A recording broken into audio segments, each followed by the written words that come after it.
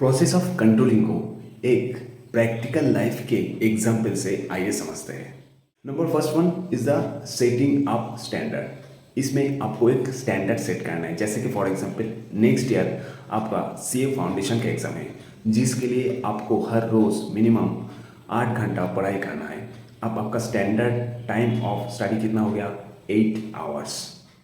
Standard set करने के बाद नेक्स्ट यानी कि सेकेंड पॉइंट होता है मेजरिंग द परफॉर्मेंस, यानी कि आप दिन में 8 घंटा का पढ़ाई जो स्टैंडर्ड है वो सेट तो कर लिए, लेकिन एक्चुअली में आप कितना घंटा पढ़ पा रहे हैं, यानी कि एक्चुअल आवर्स ऑफ स्टडी कितना है वो मेजर करना पड़ेगा।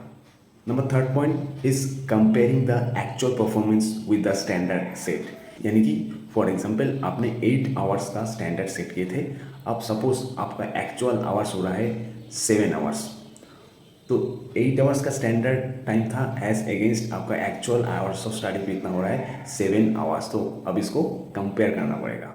Next point is analysis of deviation. तो जो डेविएशन हो रहा है, मतलब स्टैंडर्ड था 8 आवर्स और एक्चुअल है 7 आवर्स, तो 1 घंटा का जो डेविएशन है उसको आप एनालिसिस करोगे कि क्यों हम 1 घंटा कम पढ़ पा रहे हैं, उसका रीज़न क्या है, उसको एनालिसिस करना ठीक से।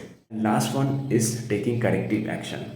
तो सपोज एनालिसिस के बाद आपको पता चला, क्योंकि आप पढ़ाई के बीच बीच में स्मार्टफोन चेक करते हैं, इसलिए आपका स्टैंडर्ड 8 आवर्स की जगह एक्चुअल जो स्टडी आवर्स वो केवल 7 आवर्स ही हो पाता है, तो इसके अगेंस्ट में करेक्टिव मेजर लेना है, यानी कि स्मार्टफोन का जो यूसेज है वो उसको रिड्यूस करके आप जो आपका स्टडी टाइम है उसको इंक्रीज़ कर सकते हो।